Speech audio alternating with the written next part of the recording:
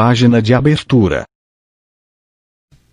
Do livro Fonte Viva, psicografado por Francisco Cândido Xavier, pelo Espírito Emmanuel. Título da mensagem: Diferenças. Nisto todos conhecerão que sois meus discípulos, se vos amardes uns aos outros. Jesus, João 13:35. Nas variadas escolas do cristianismo, vemos milhares de pessoas que, de alguma sorte, se ligam ao Mestre e Senhor. Há corações que se desfazem nos louvores ao grande médico, exaltando-lhe a intercessão divina nos acontecimentos em que se reconheceram favorecidos, mas não passam das afirmativas espetaculares, qual se vivessem indefinidamente mergulhados em maravilhosas visões. São os simplesmente beneficiários e sonhadores.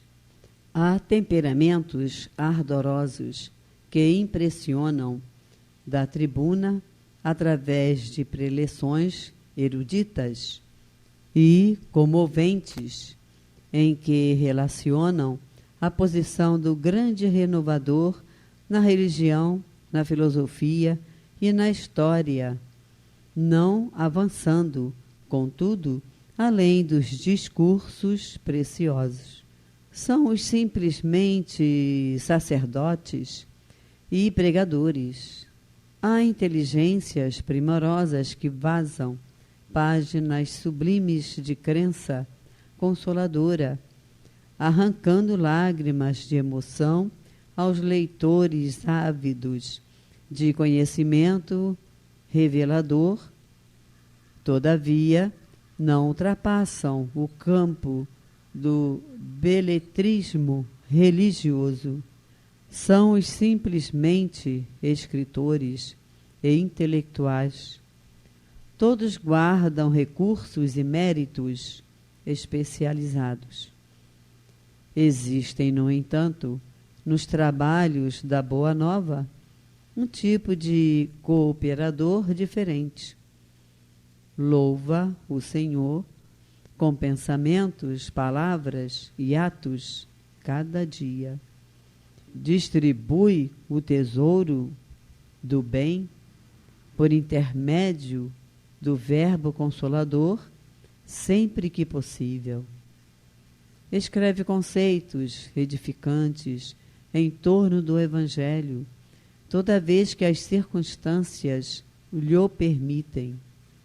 Ultrapassa, porém, toda a pregação falada ou escrita, agindo incessantemente na sementeira do bem, em obras de sacrifício próprio e de amor puro, nos moldes de ação que o Cristo nos legou. Não pede recompensa, não pergunta por resultados, não se sintoniza com o mal, abençoa e ajuda sempre. Semelhante companheiro é conhecido por verdadeiro discípulo do Senhor, por muito amar.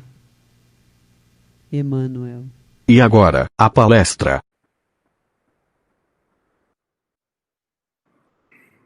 Olá, boa noite a todos. Estamos aqui reunidos para estudarmos o Livro dos Médiuns, dando continuidade ao estudo do Grupo Espírita Francisco de Assis, o GEFA. Nosso objetivo, então, é avançarmos no capítulo 2, só lembrando que o capítulo 2 ele tem o título do maravilhoso e do sobrenatural. Nosso objetivo é estudarmos 3 itens, os itens 15, 16 e 17. Vamos lá. O item 15, tá, assim, apenas uma visão panorâmica, ele nos fala sobre milagres, leis físicas, espiritismo, e vou definir assim como lei geral. Eu vou começar, então, lendo exatamente o primeiro parágrafo, que está no item 15, para que a gente possa, então, desenvolver o tema. No item 15, a gente começa, né, Kardec nos coloca a seguinte frase: pronunciamos há pouco a palavra milagre. Uma ligeira observação sobre isso não virá fora de propósito neste capítulo que trata do maravilhoso, né, e do sobrenatural. Então, Kardec nos explica que na acepção primitiva e pela sua etimologia, o termo milagre significa uma coisa extraordinária, uma coisa admirável de se ver. Lembrando, né, que ordinário é algo comum, né, ordinário é algo corriqueiro, então extraordinário é algo fora do comum. Então, significa que milagre, né, na sua acepção primitiva, está relacionado a alguma coisa que é fora do comum, né? Alguma coisa que todos admiram quando vem. Agora, ao mesmo tempo, ele relata que, assim como outras palavras, essa palavra milagre, ela se afastou do sentido original. E que, na época dele, né, na época de Kardec, a definição formal, de acordo com o estudo formal, que é a academia, né, seria milagre um ato do poder divino, contrário às leis comuns da natureza. Né? Bom, quer dizer, na definição da academia, a palavra milagre seria um ato do poder divino, contrário às leis comuns da natureza.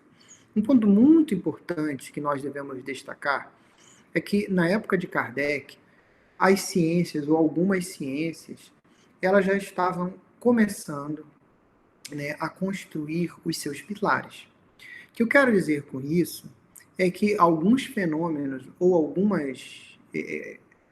os cientistas, né, a sociedade já tinha começado um processo de observação de fenômenos, do ponto de vista da experimentação, né, então se compreendia já do ponto de vista experimental algumas leis de causa e efeito.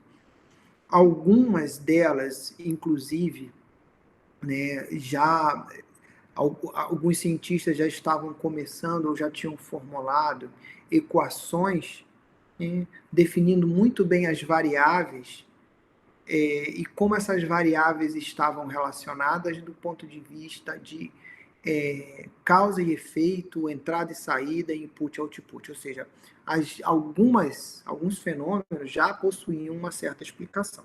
Então, agora eu volto então para o comentário de Kardec, que na época dele, o milagre se era entendido como um ato do poder divino, contrário às leis comuns da natureza. Ou seja, nós vamos interpretar esse contrário às leis comuns da natureza como algo que não poderia ser explicado a partir do conjunto, né, de leis físicas ou do conjunto das equações já disponíveis, né, pela comunidade científica à época. Ou seja, diante de uma situação na qual nenhuma lei física conhecida, né, nenhuma equação já desenvolvida poderia explicar, aquele fenômeno, aquela situação, seria definido como sendo um milagre, um ato do poder divino, ou seja, onde as leis tenham sido quebradas. E Kardec, então, ele vai começar aqui uma explicação, e ele antes, ele simplesmente comenta que, na verdade, isso se dava pelo fato de que as causas verdadeiras ainda eram desconhecidas, apenas por isso, né? Ou seja, situações as quais não poderiam ser explicadas pelo nível de conhecimento à época, era porque a sociedade, né, a humanidade, naquele período, desconhecia ainda algumas leis. E que quando ele trazia essa hipótese, em nenhum momento ele queria dizer, né, de uma forma, ele diz assim, de nenhuma forma entra em nossas cogitações indagar se Deus é julgado útil em certas circunstâncias, derrogar as leis que ele próprio estabelecera. Ou seja, o que ele quer dizer é o seguinte: Deus continua sendo onipotente, ele é onipotente sempre. Então, se Deus decidisse, em uma dada situação, que era necessário derrogar sua lei por um período de tempo, né, ou seja, para que um milagre acontecesse, ele pode. Ele poderia ter feito isso? Poderia. O que Kardec nos traz é que, na verdade, essas situações definidas como milagre, na verdade, por trás do evento em si, existiam causas que ainda eram desconhecidas. E que exatamente esta análise, né, é aplicada, ou era aplicada naquela época, e é aplicada ainda hoje, com relação à explicação dos fenômenos espíritas. Né? E que o ensinamento trazido pelos espíritos nos dizem que esses fenômenos ditos espíritas, por mais fenomenais ou extraordinários que sejam, ou que possam parecer, de nenhuma maneira eles derrogam as leis de Deus. E que esses fenômenos espíritas não têm nenhum caráter miraculoso ou sobrenatural. Que todos os fenômenos espíritas podem ser explicados de forma racional. Não são milagres, são efeitos cuja razão de ser se encontra em leis gerais. Olha que interessante, né? Cuja razão de ser, cuja lei de causa e efeito se encontram nas leis gerais. E ele chama uma atenção ainda, né? Para bater o martelo de que os fenômenos espíritas não fazem parte da classe que seria um milagre. Porque ele diz que o milagre, ele apresenta um caráter interessante, específico, que é o caráter de ser insólito e de ser isolado. Quer dizer, o caráter de ser algo que não é comum. Ora, quando nós pensamos na época de Kardec, nos fenômenos espíritas, vamos pensar então, por exemplo, no fenômeno das mesas girantes. Então, o fenômeno das mesas girantes, nós vamos nos lembrar que os relatos que foram trazidos até nós, né, é que o fenômeno das mesas girantes foi observado por um grande número de pessoas, em vários lugares diferentes, em vários momentos diferentes. Ou seja, se esses fenômenos, eu dei o exemplo das mesas girantes, mas existem outros fenômenos. Se esses fenômenos eram corriqueiros, né, ou existem alguns hoje que também a gente poderia entender que são corriqueiros, eles então não iriam se enquadrar nessa definição de serem insólitos, ou seja, de serem fenômenos incomuns. Muito pelo contrário, eles são muito comuns. E eles não acontecem de maneira isolada, eles acontecem nós vamos poder estudá-los com frequência. Então esse seria mais um argumento para dizer que os fenômenos espíritas, eles não estão violando nenhuma lei, de maneira nenhuma. E ele faz um paralelo aqui, rapidamente, que ele usa uma frase que é bem interessante, que é: todos os dias a ciência opera milagres aos olhos dos ignorantes. Né?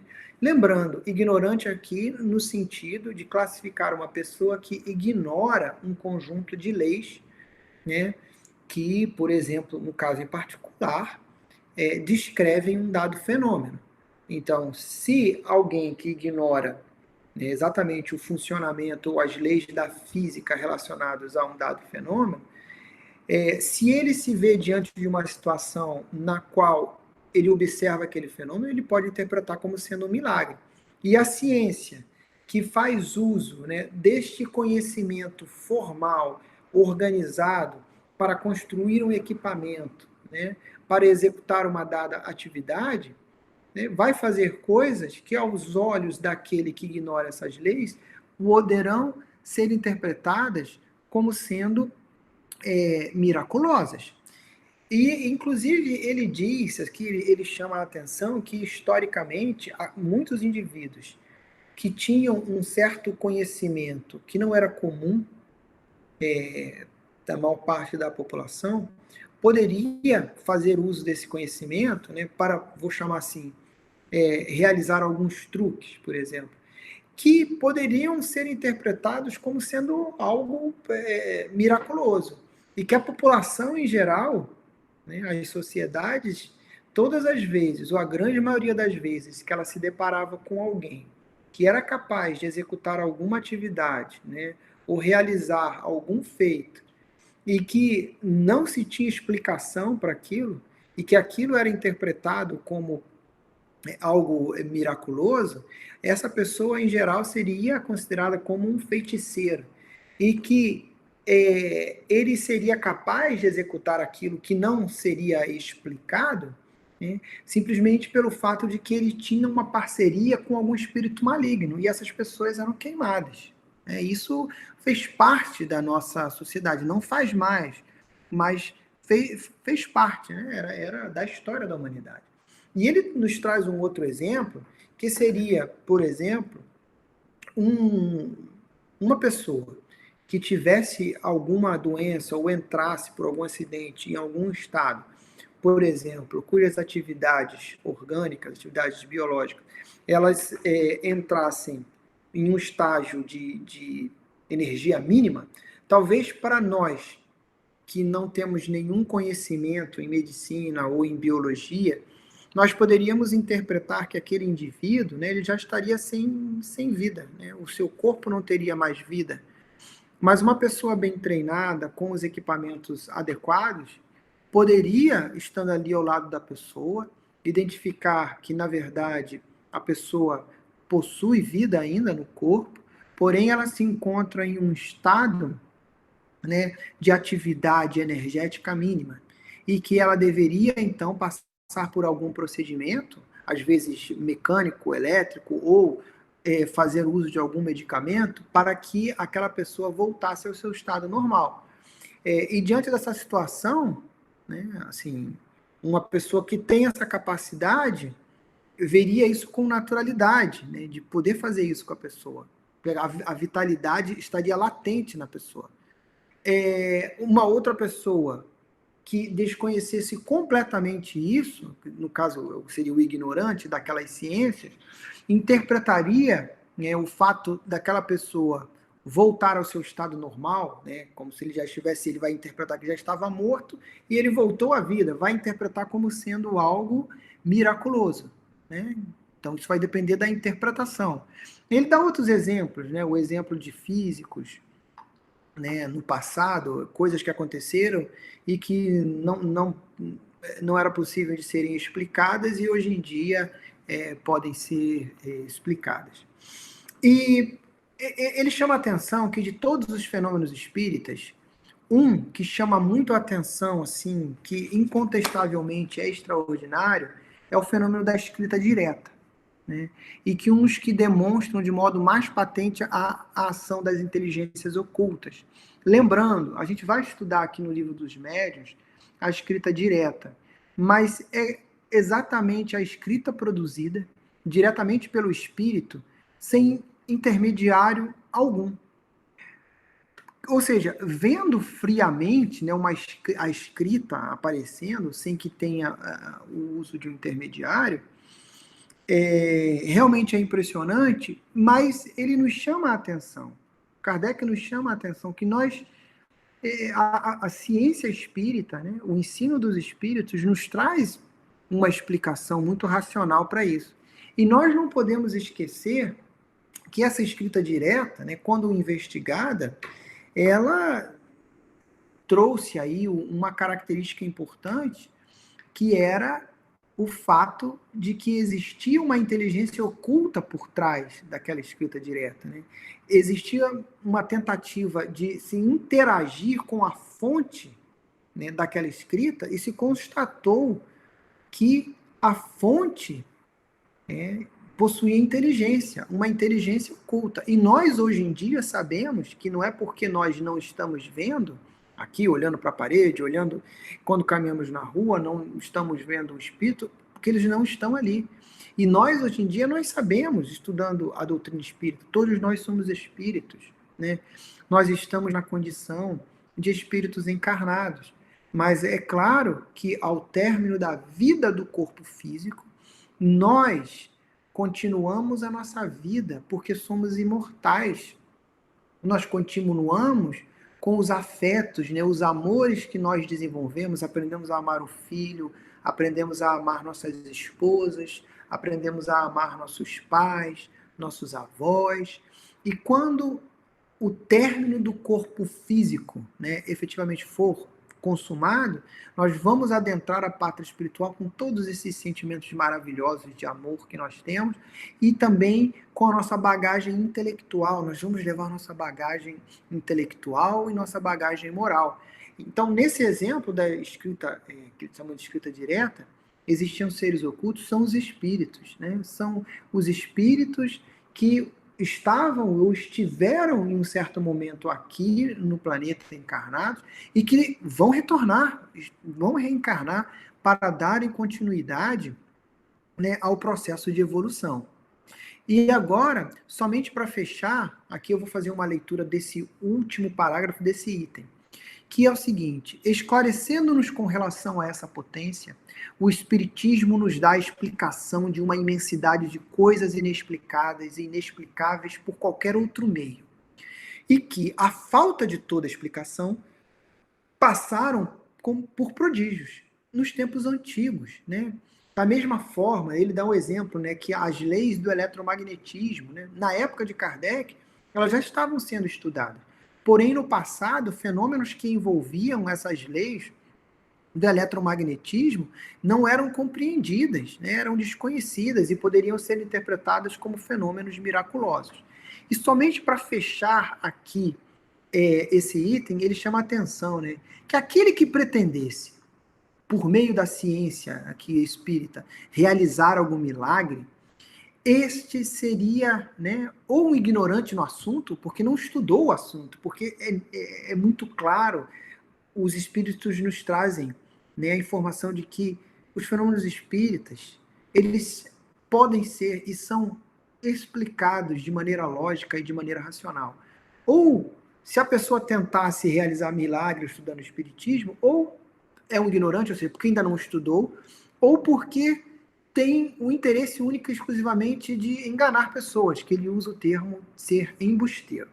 Bom, agora nós vamos para o item 16. O item 16, ele vai mesclar um pouco de história, né, interpretação da população sobre fenômenos desconhecidos, e aqui vai dar uns exemplos de levitação. Bom, e aí ele continua, né? Ele tinha falado um pouco sobre fenômenos eletromagnéticos, fenômenos magnéticos. Ele diz que os fenômenos espíritas, assim como os fenômenos magnéticos, antes que se lhes conhecesse a causa, tiveram que passar por prodígios, verdade. Mas, diante desse novo conjunto de conhecimentos, nós sabemos que não são prodígios, né? Que são comuns, que eles podem acontecer desde que nós tenhamos uma interpretação um pouco mais ampla sobre as leis que regem a evolução do universo. Um ponto importante é que muitas pessoas vão querer interpretar esses fenômenos baseando-se única e exclusivamente nas leis que regem o mundo material. E nós sabemos, a partir do estudo do Espiritismo, que existe um acoplamento natural entre o plano da matéria e o plano espiritual. E que a explicação desses fenômenos se dá quando nós interpretamos essas leis do ponto de vista um pouco mais abrangente. Que os seres do plano espiritual, eles podem influenciar os seres que estão no plano da matéria. E que a partir deste acoplamento é possível, né, desde que eles tenham possibilidades, desde que exista a permissão de Deus, desde que exista energia disponível para isso, alguns fenômenos podem acontecer. E ele toca num ponto interessante que muitas pessoas vão tentar explicar esses fenômenos única e exclusivamente a partir do ponto de vista das leis que regem o mundo material. Eles não vão conseguir e simplesmente vão tentar fazer zombaria dos fenômenos. E que, em particular, a religião, que conta com um grande número de fatos desse gênero, essas pessoas, então, vão olhar para a religião de maneira muito incrédula, né? totalmente incrédula. Porém, o Espiritismo, explicando, né, trazendo a luz aí para a sociedade dessa abrangência maior das leis que regem a evolução do universo, né, esses fenômenos, então, que essas pessoas vão encarar com incredulidade, eles vão entender que eles são perfeitamente explicáveis. E que isso, então, vem reforçar a religião. Porque vários relatos que a religião nos traz, na verdade, possuem uma explicação muito lógica. E um ponto muito importante que ele relata é que isso não faz com que Deus fique menor, ou seja, o milagre, né, como as pessoas interpretavam na época de Kardec, seria Deus decidiu, né, a ação de Deus, em um dado momento, decidiu que ele ia derrogar suas leis, quebrar suas leis, num dado local, durante um certo período de tempo, para que alguma coisa acontecesse. O que o Espiritismo nos traz é que isso não precisa, Deus não precisa quebrar suas leis. Então, isso até faz com que a gente veja ele de forma assim mais poderosa ainda. Ou seja, as leis são as mesmas. Ele não precisa quebrar suas leis. O universo vai evoluir, né, naturalmente. E existindo esse acoplamento entre o plano espiritual e o plano da matéria, alguns fenômenos podem acontecer de forma muito natural. Ele relata, por exemplo, então, com relação aqui a um exemplo da religião, ao São Cupertino, né, que era um padre que ele, durante as missas, ele levitava. E existem vários relatos de que São Cupertino, né, ficou, então, levitando, né, a 3 metros de altura durante a missa. E também os relatos da igreja dizem que ele tinha a capacidade, né, de estar, de visualizar o que estava acontecendo em outro ambiente. Que no momento que sua mãe estava prestes a desencarnar, né, as pessoas viram que ele estava lá ao lado da mãe, e depois, poucos instantes depois, junto com os outros religiosos, ele começou a chorar, as pessoas perguntaram o que estava acontecendo, ele disse, eu estou chorando porque a minha mãe acabou de partir. Né? Então, esses fenômenos, o fenômeno da levitação, pode ser explicado.